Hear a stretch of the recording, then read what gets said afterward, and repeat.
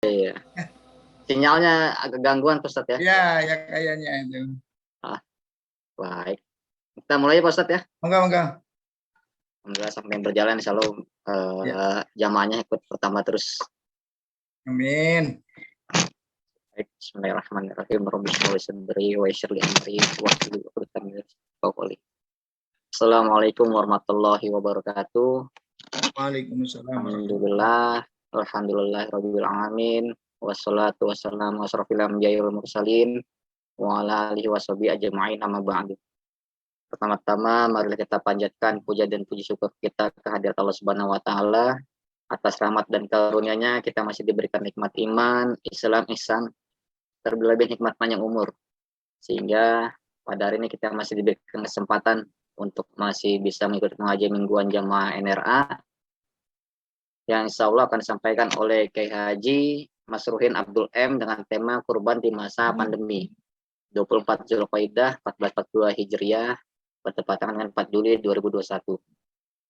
Salawat serta salam semoga selalu tercurahkan kepada junjungan kita yakni Nabi Muhammad Sallallahu Alaihi Wasallam, pada keluarga, sahabat, dan insya Allah kita sebagai umatnya. Baik, langsung saja untuk mempersingkat waktu kita buka dan kita mulai saja sesi pertama atau yang akan disampaikan oleh Ustadz Masruhin. Apa Ustadz? Assalamualaikum warahmatullahi wabarakatuh. Waalaikumsalam warahmatullahi wabarakatuh. Bismillah, alhamdulillah, wassalatu wassalamu ala rasulillah, la hawla wa la quwata illa billah, amma ba'du. Pimpinan NRA Group, Ibu Hajah Irma beserta keluarganya, Pak Haji Bakti beserta keluarganya, para pimpinan yang lain, para jamaah NRA yang insya Allah kita semuanya dimuliakan Allah Subhanahu wa Ta'ala. Mari kita mensyukuri nikmat Allah. Alhamdulillah kita masih sehat, masih panjang umur, masih dikuatkan iman dan Islam. Kita mohon kepada Allah, semoga Allah senantiasa menambah nikmatnya untuk kita, sehingga kita bahagia hidup di dunia dan selamat hidup di akhirat kelak. Salawat serta salam kita sampaikan kepada Nabi Agung Muhammad Sallallahu Alaihi Wasallam, para keluarganya, para sahabatnya, serta umatnya yang selalu istiqomah dalam menjalankan sunnah-sunnahnya, dan insya Allah kita mendapatkan syafaatnya di yaumul qiyamah nanti. Bapak Ibu jamaah NRA Group yang dirahmati Allah Subhanahu wa Ta'ala, kita semuanya sebentar lagi akan memasuki bulan Dzulhijjah. Biasanya Bapak Ibu NRA itu bulan Dzulhijjah berada di tanah haram Makkah dan Madinah, karena lagi masa pandemi. Sudah 2 tahun ini kita tidak bisa bersama-sama untuk menjalankan haji ataupun menjalankan umroh di tanah haram. Kita mohon kepada Allah, mudah-mudahan COVID segera berakhir, kehidupan kita segera normal, dan mudah-mudahan kesabaran kita dalam menghadapi musibah yang Allah berikan melalui virus corona ini dicatat di badasi Allah Subhanahu wa Ta'ala. Ada beberapa amalan yang harus dilakukan ataupun yang sebaiknya dilakukan di bulan Dzulhijjah. Yang pertama, tanggal 1 sampai tanggal 9 Dzulhijjah, kita sangat dianjurkan untuk menjalankan puasa sunnah. Dzulhijjah itu di samping puasa sunnah awal Dzulhijjah, Dzulhijjah juga satu dari 4 bulan yang diharamkan, yang dimuliakan oleh Allah Subhanahu wa Ta'ala, yaitu Dzulqa'dah, Dzulhijjah, Muharram, dan yang keempat adalah bulan Rajab. Jadi puasa di bulan Dzulhijjah di samping anjuran tersendiri, kita juga anjuran secara umum, yaitu puasa yang paling utama. Afdhalus syiyam ba'da Ramadan as-shaum fi syahril mubarak, fi syahril muharram. Puasa yang paling utama setelah puasa bulan suci Ramadan, yaitu puasa dilakukan di bulan-bulan yang dimuliakan Allah Subhanahu wa Ta'ala. Di samping itu, kita juga dianjurkan pada tanggal 10-nya itu yang disebut dengan Yaumul Udhiyah, hari pemotongan, yaitu kita dianjurkan untuk berkurban. Qoriba yaqrabu kurban wa kurban. Kurban itu artinya adalah mendekatkan diri kepada Allah Subhanahu wa taala. La yanalu luhumuha wala dima'uha walakin yanaluhut taqwa min. Bahwa daging yang kita sembelih, darah yang mengalir dari binatang yang kita potong tidak akan pernah sampai ke hadirat Allah Subhanahu wa taala, tapi yang sampai adalah ketakwaan kita kepada Allah Subhanahu wa taala. Dengan kita berkurban berarti menunjukkan bahwa kita takut, kita percaya kepada Allah Subhanahu wa taala. Dengan berkurban kita berarti mendekatkan diri kepada Allah Subhanahu wa taala. Maka namanya kurban, mendekatkan diri. Jadi hakikat dari kurban itu adalah kita mendekatkan diri kepada Allah Subhanahu wa taala. Hukum kurban bagi orang yang mampu itu sunnah muakkad. Kalau secara keluarga sunnah kifayah. Umpama Mas Reza mampu sekeluarga itu 3 orang, istri dan 1 anak. Maka sunnah kifayah untuk berkurban. Apa itu sunnah kifayah? Sebaiknya Mas Riza itu setiap tahun berkurban. Walaupun umpama tahun ini buat Mas Riza, tahun besok buat istrinya, tahun besoknya lagi buat anaknya, bagi yang mampu. Tapi bagi yang belum pernah berkurban, maka kurban itu menjadi sunnah ain. Mau belum pernah kurban nih, kita mampu ya kurban untuk berdua. Suami istri itu, kalau anaknya sudah balik ya sunnah dikurbankan. Kalau mampu. Tapi setelah itu, Bapak tahun ini kita mampu nih. Tahun ini kurban 3 karena mampu. Sunnah ain namanya. Tapi kalau tahun besok sudah sunnah kifayah. Tahun besok tinggal 1 buat saya, besok buat istri, besok buat anak, besok buat siapa lagi gitu loh. Kenapa? Hakikatnya kurban itu bukan cuma memotong, tapi hakikatnya kurban mendekatkan diri kepada Allah Subhanahu wa taala dan berbagi kepada fakir miskin untuk merasakan nikmat daging kurban. Makanya ada kesunahan pada saat kita itu sholat Idul Adha dan sholat Idul Fitri itu berbeda. Kalau sholat Idul Fitri sebaiknya agak siangan dikit, jangan terlalu buru-buru. Dan kita disunahkan untuk makan sebelum sholat Idul Fitri. Kalau sholat sunnah Idul Adha sebaiknya lebih awal. Dan kita tidak disunahkan untuk makan dulu. Ya kalau makan dulu ya boleh, tapi tidak disunahkan. Disunahkan makan setelah kita selesai sholat Idul Adha. Makanya binatang Idul Adha atau hewan Idul Adha yang disembelih itu dibagi menjadi 3 bagian. Sepertiga untuk orang yang berkurban, sepertiga untuk fakir miskin, dan sepertiga untuk hadiah. Makanya orang kaya itu boleh terima daging kurban itu boleh. Orang non-muslim boleh terima daging kurban itu boleh. Karena apa? Karena sepertiga dari daging kurban itu untuk sedekah, untuk hadiah, dan untuk orang yang berkurban. Jadi kita umpama berkurban, kita minta boleh. Yang penting tidak melebihi dari sepertiga binatang kurban itu. Makanya panitia kurban itu biasanya itu memberikan paha belakang 1 untuk yang berkurban. Nah, itu dinisbatkan sepertiga atau kurang dari sepertiga dari binatang atau dari daging hewan kurban. Itu pembagiannya. Ada beberapa hal yang krusial yang biasanya salah di tengah-tengah kita. Yang pertama, kadang di Jakarta kulitnya itu dijual. Nah, itu tidak boleh itu. Jadi semua daging kurban itu harus dibagikan. Kalau toh tidak ada yang bisa nguliti, maka diakatkan dengan orang yang membutuhkan. Mama gini, ada orang fakir miskin di situ, maka dikasihkan kulit itu. Setelah dikasihkan, maka dijual sama fakir miskin itu boleh.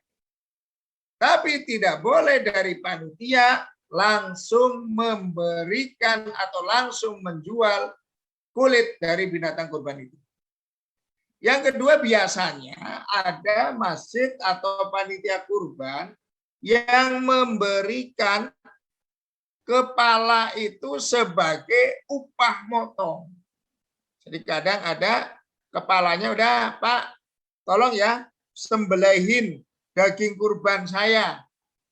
Tapi upahnya bukan uang, upahnya kepala dari sapi yang dipotong itu atau kepala kambing yang dipotong itu. Dan itu tidak boleh. Makanya panitia itu tidak dilarang untuk meminta ongkos dari penyembelihan binatang kurban itu. Dan yang berkurban tidak pula, kadang itu sudah berkurban lalu diminta ongkos malah ngomong, lu gimana sih sudah dikasih hewan binatang kurban kok malah minta ongkos juga. Karena panitia itu hakikatnya membantu orang yang berkurban. Jadi membantu orang berkurban untuk memotongkan binatangnya, memotongkan hewannya, untuk membagi hewan atau daging dari hewan kurban yang Bapak Ibu titipkan kepada panitia. Jadi wajar saja agar tidak terjadi kesalahan dalam mengatur itu, maka panitia itu meminta. Contoh, meminta satu sapi umpama biaya potongnya 250 sama ngulitin, terus buat beli plastiknya untuk bungkus, buat beli rokok panitia, biasa kan seperti itu ya Mas ya Bapak, buat beli rokoknya, buat beli makannya panitia, itu semuanya dibebankan kepada orang yang berkurban.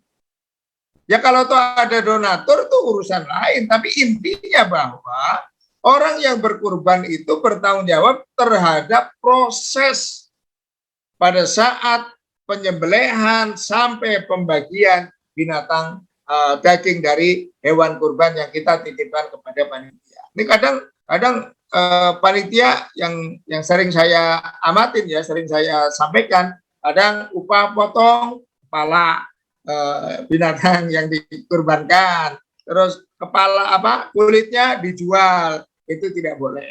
Harus dibagikan kepada mustahik, orang yang berhak. Masalah orang yang berhak mau jual itu urusannya orang yang berhak. Masalah setelah dijual mau dikembalikan, uangnya dikembalikan ke panitia untuk beli rokoknya panitia yang kerja, itu juga urusannya orang yang berhak. Tidak boleh ditekan, kamu jual ya tapi nanti dibalikin ke kami ya, itu tidak boleh. Karena memberikan kulit, memberikan kepala kepada yang Bapak Ibu yang dirahmati Allah, itu masalah kurban, hukumnya dan hakikatnya. Inna a'tainakal kautsar fasholli li rabbika wanhar. Jadi kita itu disuruh sholat dan kita disuruh untuk berkurban. Permasalahannya sekarang kita itu sedang masa pandemi. COVID-19 belum berakhir, bukannya makin hilang, tapi makin ganas, makin bahaya ini di antara kita, Masya Allah. Sampai masjid-masjid ditutup kembali nih. Jumatan di masjid-masjid perkantoran, hampir semuanya tutup mulai 2 Jumat kemarin. Begitu juga di kantor-kantor yang lain. Bapak Ibu yang dirahmati Allah, bagi orang yang sudah pernah kurban, maka hukum kurban itu sunnah. Sunnah biasa ya, kalau yang belum pernah kan sunnah muakkad, sangat dianjurkan. Bagi yang sudah pernah, maka sunnah biasa. Sodako juga sunnah. Cuma bedanya, sodako itu bisa menyesuaikan dengan kebutuhan orang yang menerima sodako. Bama, pada saat ada orang yang meminta, uang, maka orang itu bisa disodakokan dengan uang. Pada saat ada orang yang membutuhkan pakaian, maka orang itu bisa bersodako dengan pakaian. Pada saat ada orang yang membutuhkan ilmu, maka bisa pula disodakokan dengan ilmu. Tapi pada saat kurban tidak boleh. Saya kurban ke kalian seharga sapi, tapi bentuknya emas ya, tapi bentuknya perhiasan ya, tidak boleh. Karena kurban itu harus binatang. Kalau sodako apa saja. Maka pada saat kita sudah pernah berkurban, kurban itu menjadi sunnah. Di masa pandemi ini, sodako senilai harga kurban lebih tepat dan lebih manfaat dibandingkan dengan kurban. Ya, saya bikin flyer itu, saya taruh di status saya. Kalau yang sudah pernah kurban tahun ini sebaiknya tidak kurban, tapi bersodako senilai binatang, senilai hewan yang rencana kita kurban. Bahwa saya mau kurban kambing, harga kambing 2,5 juta. Maka agar kurban saya tahun ini dialihkan untuk sodako, saya sodako senilai 2,5 juta. Insya Allah pahalanya lebih banyak, kemanfaatannya juga lebih manfaat untuk tahun ini saja. Kenapa untuk tahun ini saja? Karena memang masa pandemi yang luar biasa. Banyak sekali orang yang kena imbas dari pandemi COVID ini. Nah, tadinya di kantor, sekarang banyak yang tutup. Banyak yang bangkrut. Mal-mal pada tutup. Toko-toko pada tutup. Begitu juga kantor-kantor pabrik, berapa orang yang sudah di PHK. Gara-gara tidak ada pemasukan dari pabrik itu. Bisa produksi, nggak bisa jual. Dan lain sebagainya. Maka kalau kita ingin pahala yang banyak, ingin yang kita lakukan lebih bermanfaat, khusus untuk tahun ini kurbannya tapi bagi yang sudah pernah kurban ya, kalau yang belum pernah kurban lebih utama. Bagi yang belum pernah kurban lebih utama. Tapi bagi yang sudah pernah kurban, sekali lagi nih garis bawahin, bagi yang sudah pernah kurban, maka sodakoh dengan nilai hewan kurban, senilai hewan kurban, lebih utama daripada berkurban, khusus edisi pandemi. Kenapa? Karena pada saat sodako bisa menyesuaikan dengan kebutuhan orang. Belum tentu orang fakir miskin itu lagi masa pandemi ini butuh daging. Belum tentu lagi masa pandemi ini butuh kambing, butuh sapi. Belum tentu, bisa jadi malah butuh beras. Bisa jadi malah butuh sembako lainnya dan lain sebagainya. Jadi edisi untuk tahun ini bagi yang sudah, mari kita alihkan biaya kurban kita untuk sodako, tapi jangan mengurangi nilai. Kadang pada saat mau kurban 2,5 juta oke, tapi pada saat mau sodako ngeliat 2,5 juta besar sekali ya, dikurangin lagi aja, itu jangan. Tapi kita niatnya kan tetap kurban. Insya Allah taqarrub kita mendekatkan diri kepada Allah Subhanahu wa Ta'ala tidak akan berkurang. Jadi kita itu harus bersyukur pada saat kita itu masih bisa menjalankan aktivitas seperti ini, seperti Zoom, seperti kita masih aktivitas di kantor. Masya Allah, kalau kita lihat betapa banyaknya orang yang terdampak COVID-19 ini, sehingga orang itu menjadi OMB, orang miskin baru. Ya kalau yang biasanya kan OKB orang kaya baru, ini sekarang OMB orang miskin baru. Kenapa? Karena tidak ada yang mengantisipasi, tidak ada yang bisa menduga bisa seperti sekarang ini. Mungkin itu Mas Reza untuk fikih kurban di masa pandemi, karena saya yakin jamaahnya juga sudah pinter-pinter, kita lanjutkan dengan diskusi saja, perbanyak diskusi. Monggo. Ya, baik. Alhamdulillah. Terima kasih atas tausiahnya Pak Ustadz Masrin.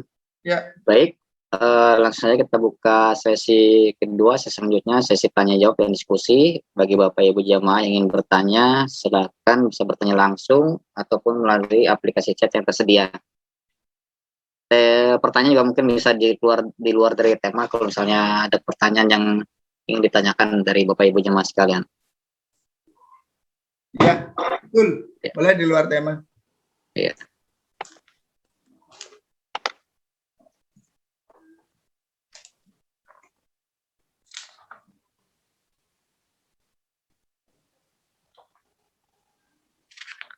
Silakan. Ada batasan usia bagi hewan kurban gak sih Pak Ustadz? Oh iya, ada batasannya. Ciri-cirinya gini, Mas. Kalau giginya sudah ada yang ganti, itu sudah boleh untuk berkurban. Kalau kambing itu 1 tahun masuk tahun kedua itu. Kalau sapi masuk tahun ketiga. Ada batasan usianya.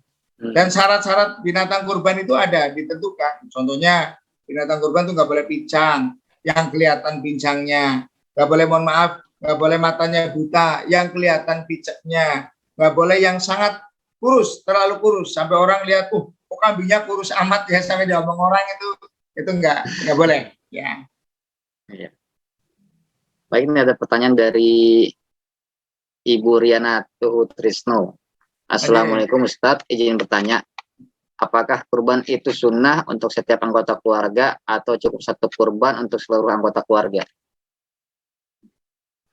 Baik, Ibu Rina ya. Ibu Rina yang saya hormati, kurban itu satu kambing untuk satu orang.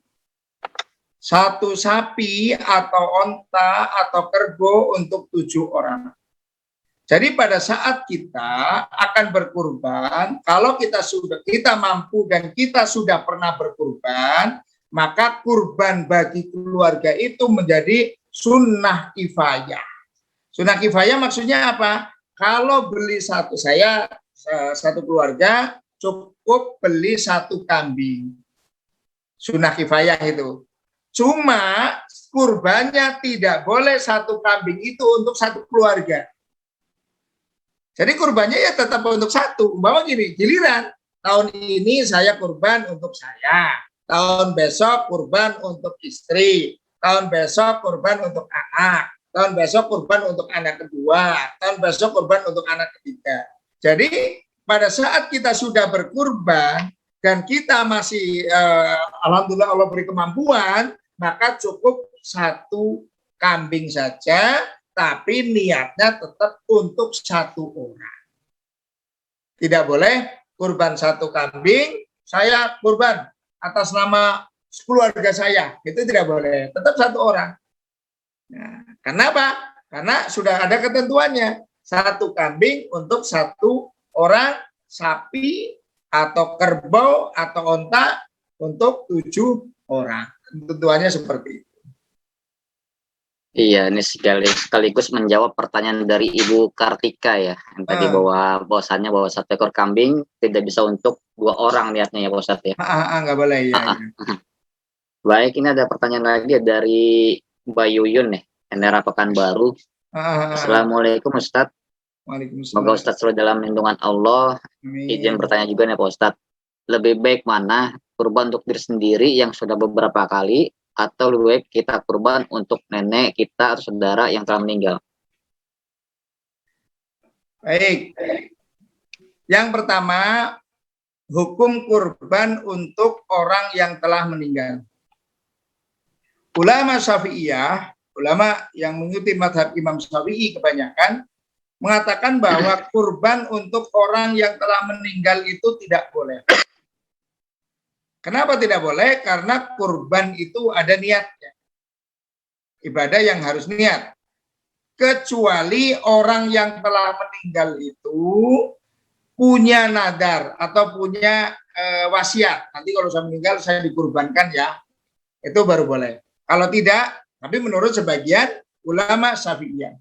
Menurut ulama 3 madhab, Imam Hanafi, Imam Maliki, Imam Hambali, mengkurbankan orang yang telah meninggal dunia boleh.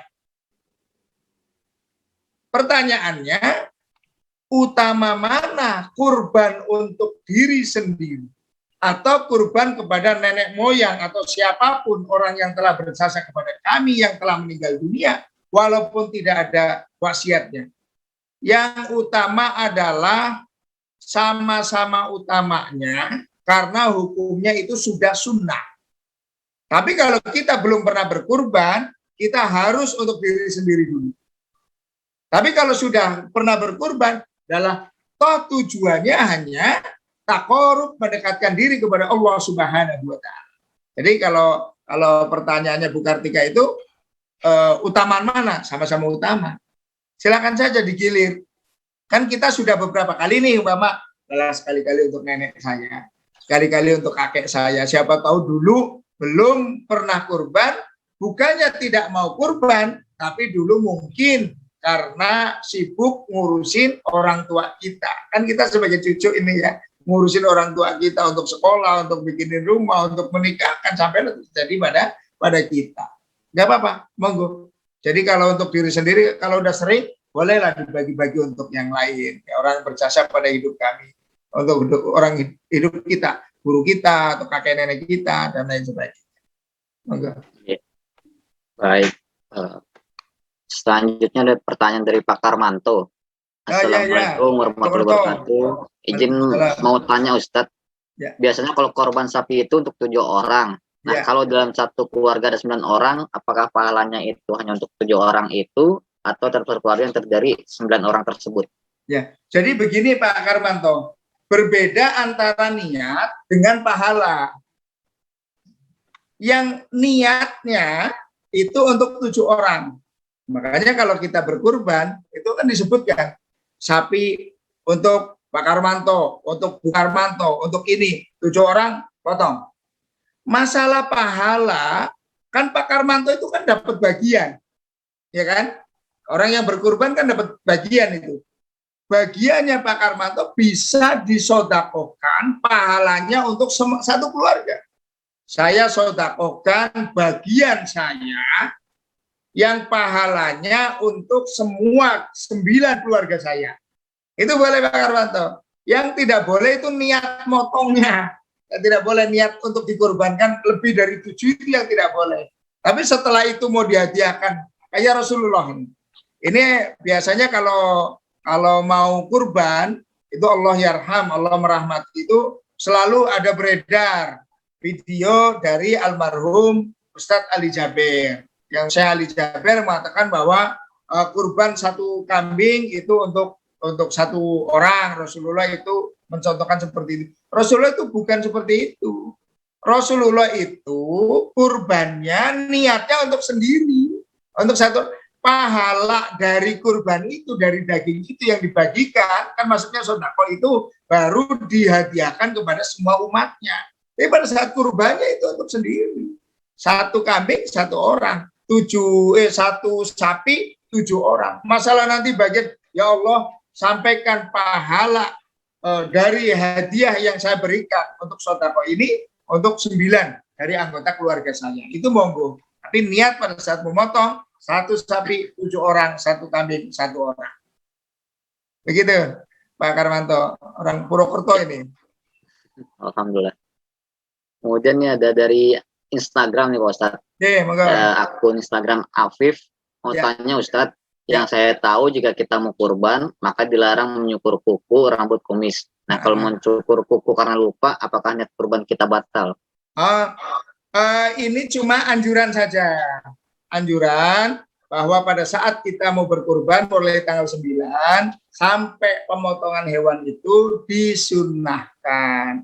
Tidak motong rambut, tidak motong kuku, hanya disunahkan saja. Kalau lupa, jangankan lupa, kita sengaja kurbannya tetap seorang itu kan hanya anjuran, hanya sunnah saja. Maksudnya apa? Rambut, kuku yang tidak dipotong nanti akan menjadi saksi di akhirat. Jadi tidak akan merubah dari keabsahan kurban kita, tidak akan merubah. Ada lagi Mas Reza? Ya, masih dari akun Instagram nih, dari akunnya Safira_RAY1113. Assalamualaikum Pak Ustadz, izin bertanya, jika anak belum balik, apakah boleh diniatkan kurban atas nama anak? Syukron. Syariatnya kurban itu bagi orang yang sudah balik.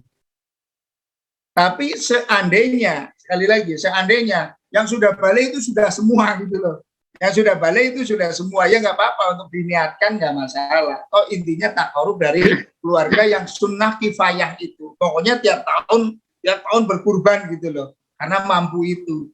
Jadi tidak masalah. Tapi syariatnya dari segi aturannya itu yang orang berkurban itu sudah balik, gitu. Iya, baik. Selain kurban nggak apa-apa Mas Reza. Iya.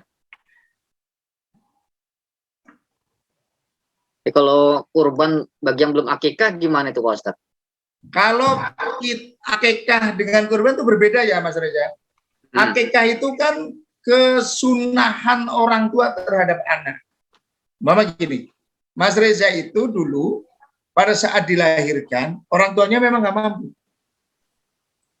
Maka Mas Reza itu tidak akikah, itu tidak apa-apa.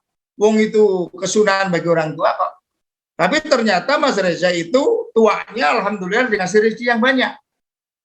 Tahu bahwa dulu tidak diakikahin, belum diakikahin sama orang tuanya. Maka Mas Reza itu boleh mengakikahkan diri sendiri. Sekarang bagaimana? Kalau belum akikah itu sudah mau kurban, ya nggak masalah. Karena beda bab. Kurban itu kesunahan individu, saya ya saya. Kalau akikah itu orang tua. Pada saat dulu orang tua saya itu pada saat melahirkan saya tidak mampu, nggak bisa beli kambing 2, nggak akikah ya nggak apa-apa, orang nggak mampu kok. Ya kan? Tapi seandainya saya sekarang mampu, saya mengakikahkan diri sendiri, boleh-boleh saja. Jadi kalau kita mau kurban belum akikah nggak masalah. Ada pertanyaan lagi, utama mana, akikah dulu atau kurban dulu?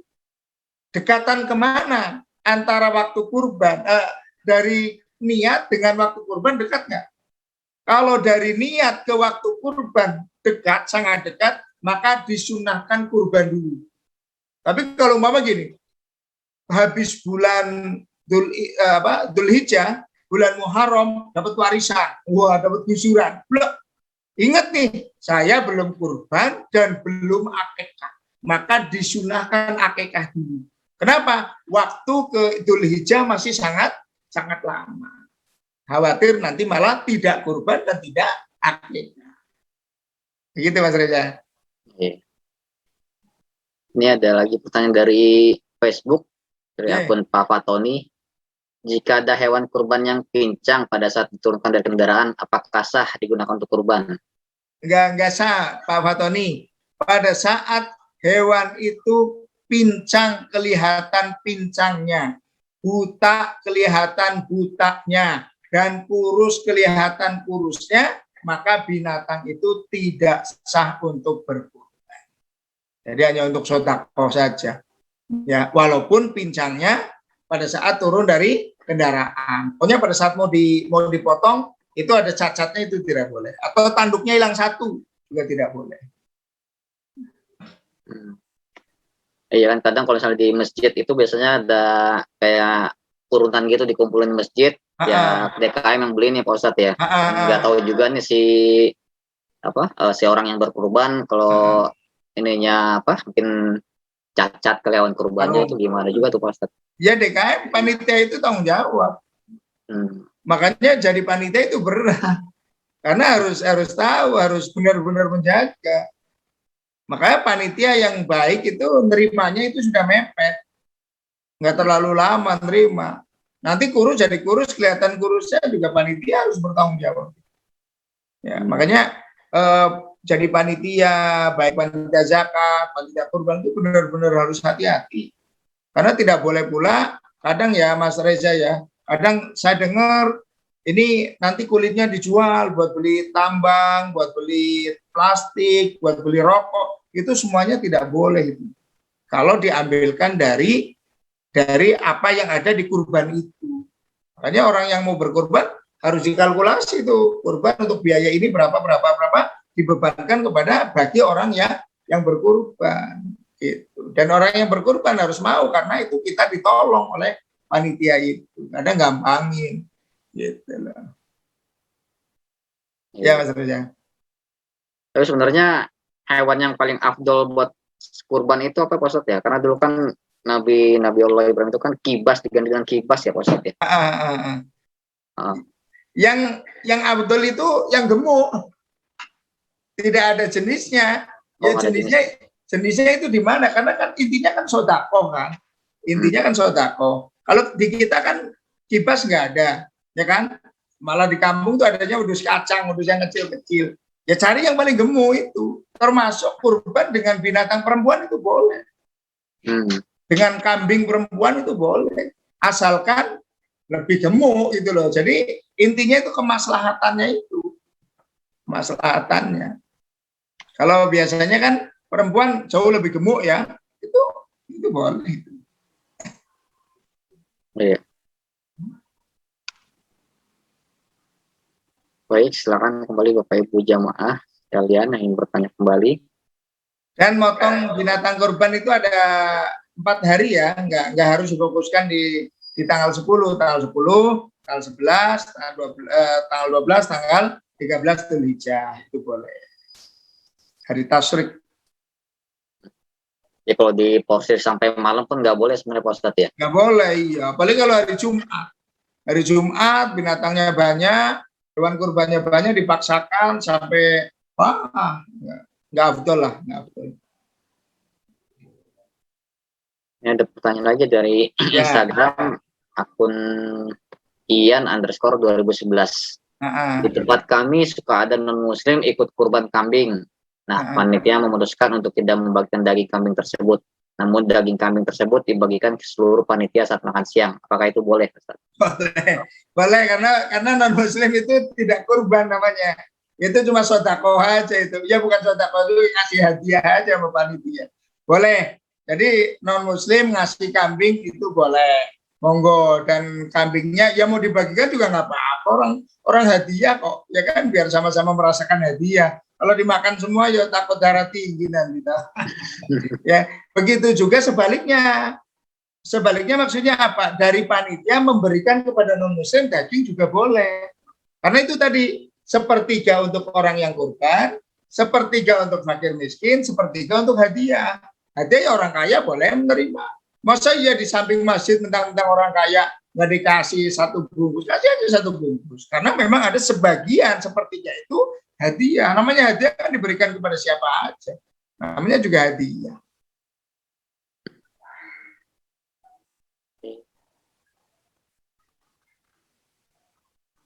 Tapi memang kalau pas saat potong kurban itu si pemotong hewan itu wajib nyebut nama si ini Pak Ustadz ya, yang kurban ya. Ya minimal itu untuk mengantisipasi pada saat si yang berkurban kepada panitia itu tidak ijab kabul. Kalau saya biasa begini, kan di pesantren saya Kelapa Gading itu juga kadang dapat dari non muslim itu, tapi dari PT ya bukan kurban lah. Kalau dari PT malah saya kadang teruskan udah potong aja sore sebelum takbiran sudah dipotong. Karena itu kan dari PT bukan kurban itu kan. Udah potong buat makan malam takbiran anak-anak itu ya, anak santri. Nah, pada saat kita menerima kurban, maka sebaiknya ada ijab kabul. Mas Reza, saya titipkan hewan kurban 1 ekor kambing untuk kurban atas nama Mas Ruhim. Mas Reza, saya terima. Pada saat sudah ada ijab kabul itu tidak perlu menyebutkan. Tapi kan kadang tidak ijab kabul seperti itu kan.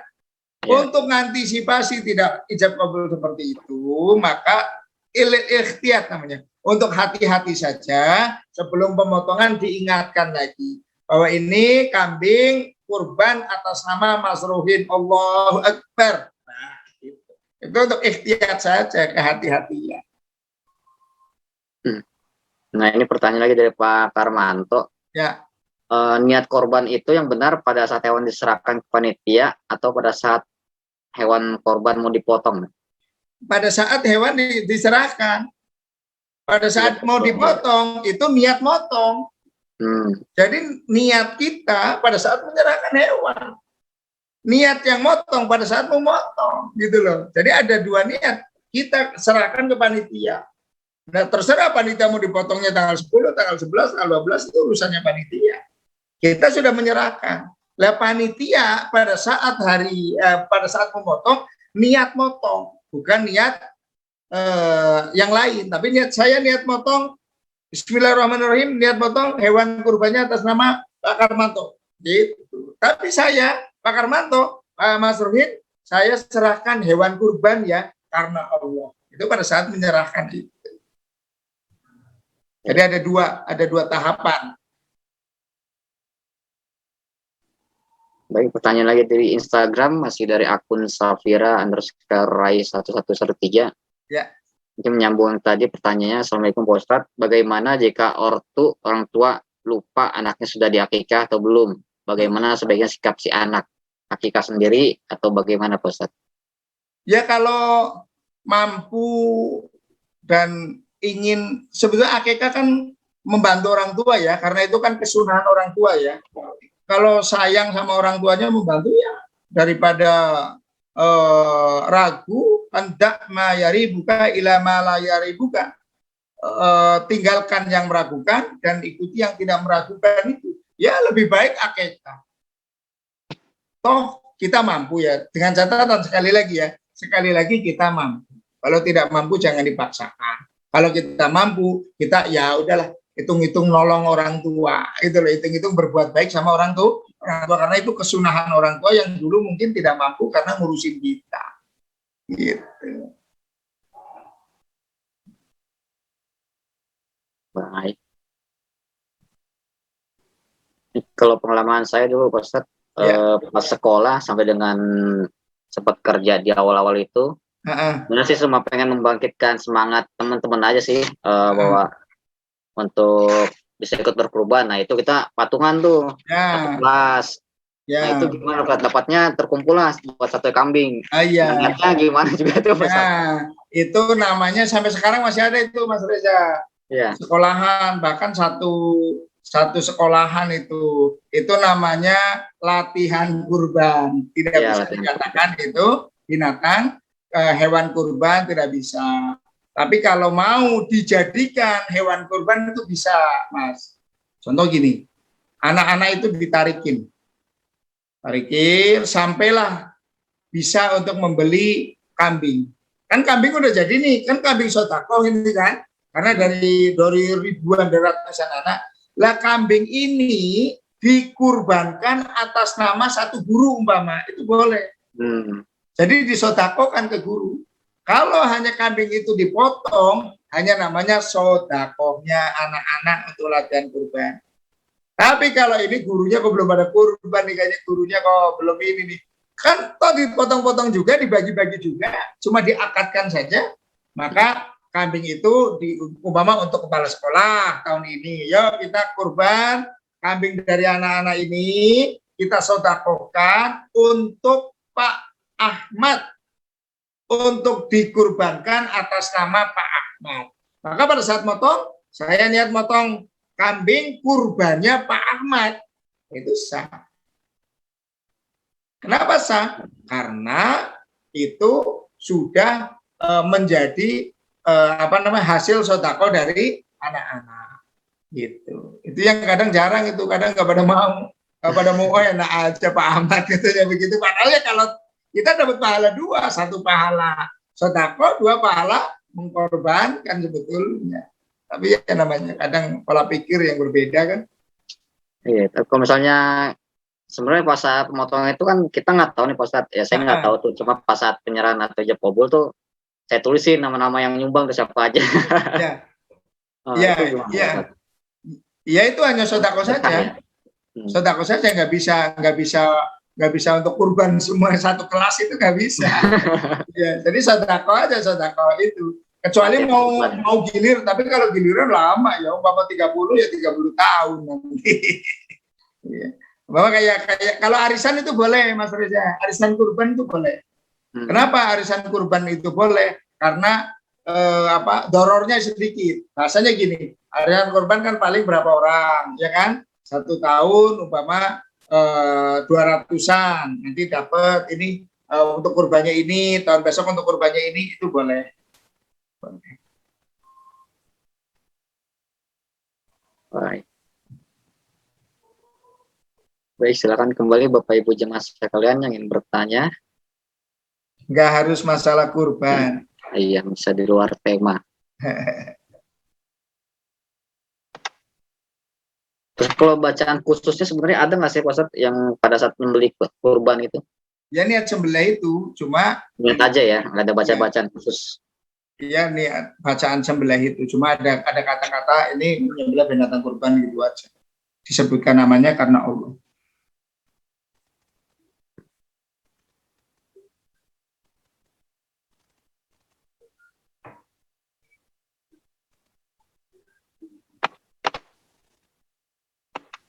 Lumayan juga, banyak juga yang nanya ini Mas Reza. Iya, alhamdulillah. Masuk dari sosial media juga. Ayo, saya MUI Pusat kok. Saya pengurus MUI Pusat. Kalau mau nanya apa, monggo berkaitan dengan keumatan juga nggak masalah.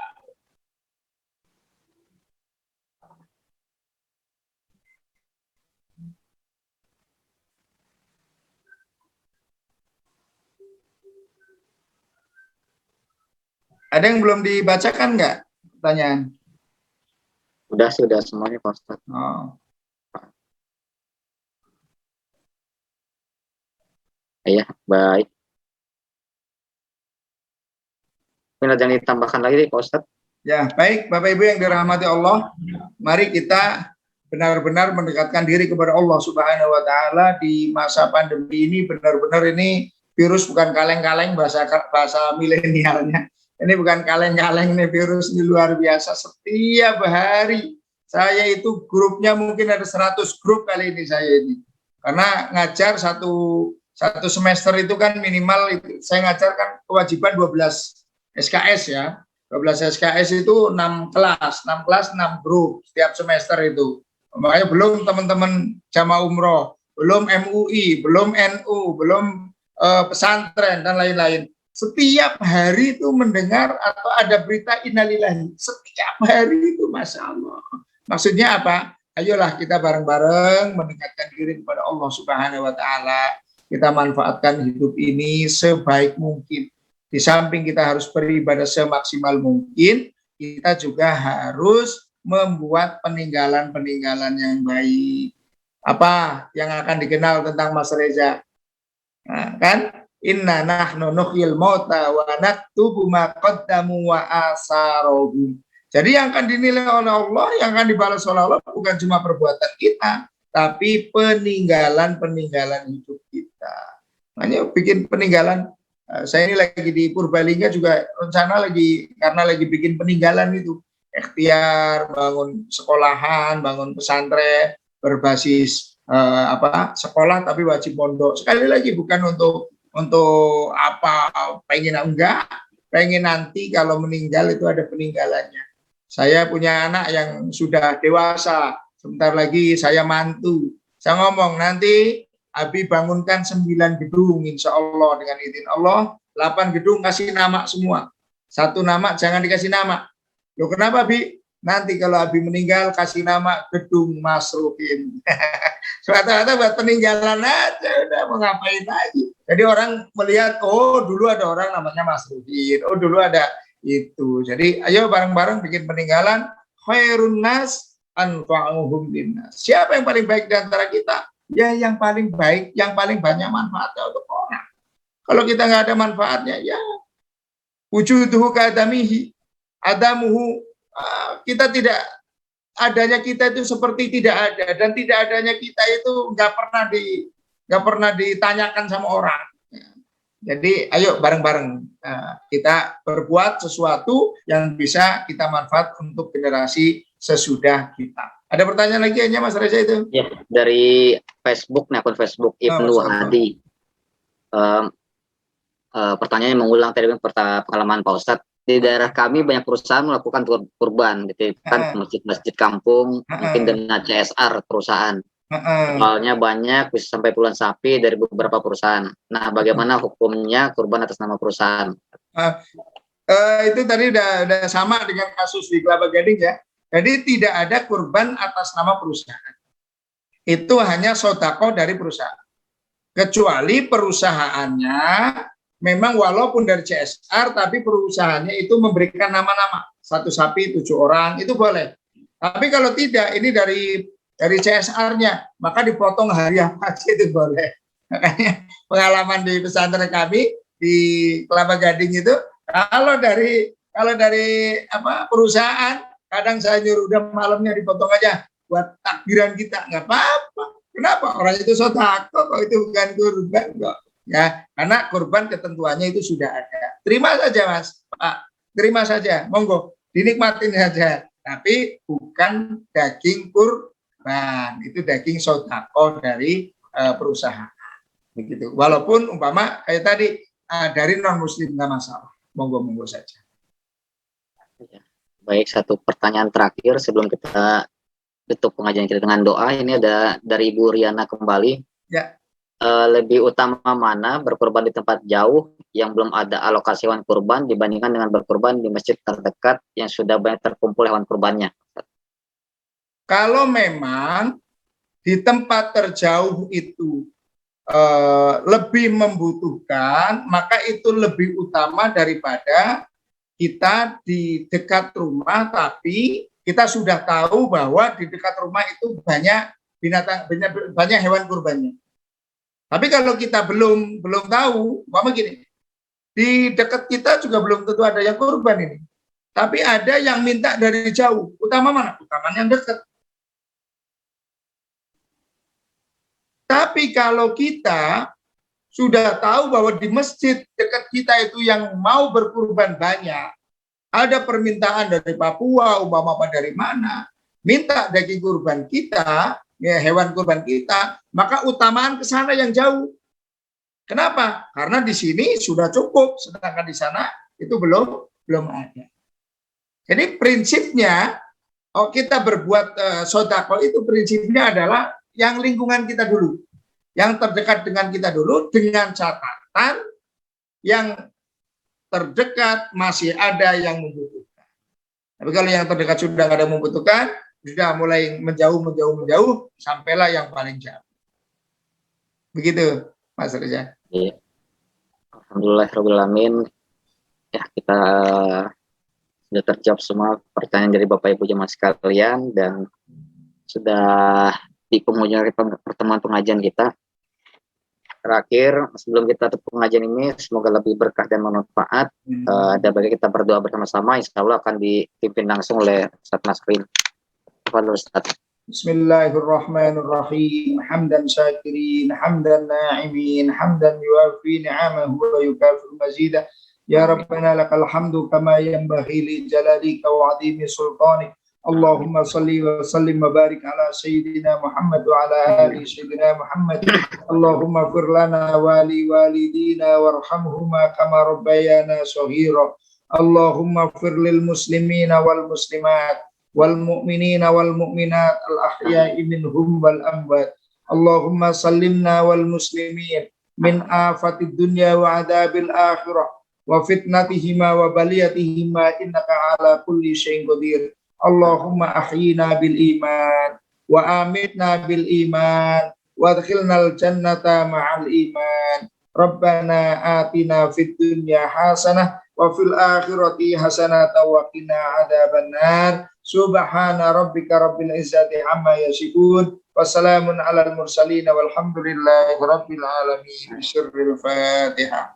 Amin. Bismillahirrahmanirrahim. Ya, karena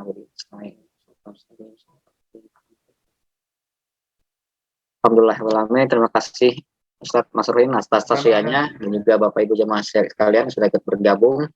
Insya Allah kita bisa bergabung kembali di pengajian minggu depan dari Sabtu. Terima kasih sekali pada malam ini. Sebelum kita tutup, mari sama-sama kita baca istighfar 3 kali dan doa penutup majelis. Astagfirullahaladzim, astagfirullahaladzim, astagfirullahaladzim. Subhanakallahumma wa bihamdika asyhadu an la ilaha illa anta astaghfiruka wa atubu ilaik. Wassalamualaikum warahmatullahi wabarakatuh. Waalaikumsalam. Terima kasih semuanya Bapak Ibu, silaturahimnya. Kita berkat sehat panjang umur semuanya.